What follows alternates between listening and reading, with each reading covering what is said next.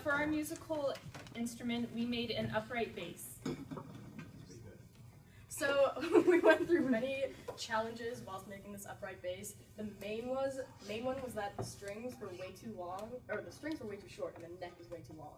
So what we did is we took a chisel and chiseled off the neck and then cut the neck to the appropriate size so that the strings would work.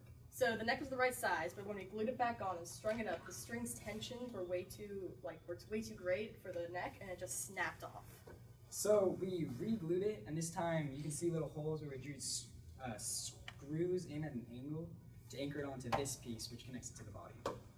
Before, the neck was only this thicker piece of wood, but then the tuners needed to go through it, and it was too thick for that. So we took another piece of wood and cut this back shape and screwed it on top of this, and then took the tuning pegs and put them through that. Now, while we were trying to screw in the tuning pegs, we needed the diameter to be a certain width to get it actually in. No one had a drill bit that size, so it took a while to do it. What we ended up doing is we took sandpaper and taped it as a cone around a drill, and then started drilling in for hours, and it didn't work. So Emma found this vintage toolkit, which happened to have the perfect size. Brett found the toolkit instead of Emma.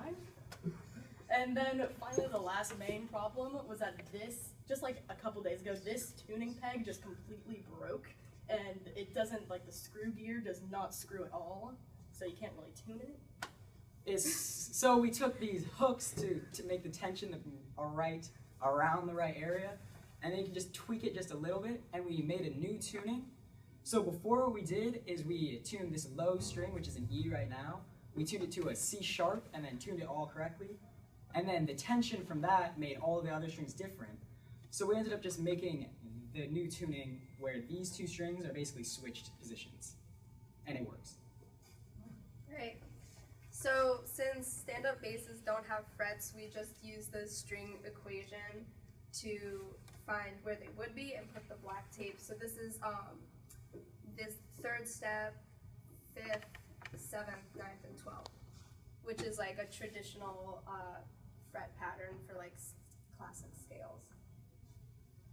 A few facts about the upright bass. It originated in 16th century Germany, but it wasn't until 1650 that wound gut strings were found, which made it way more convenient to play, and because it used to be huge. And Let's do it!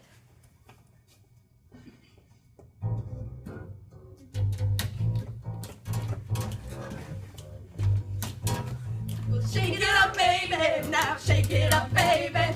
Twist and shout, come on, baby, now come on, baby. Come on and work it on out.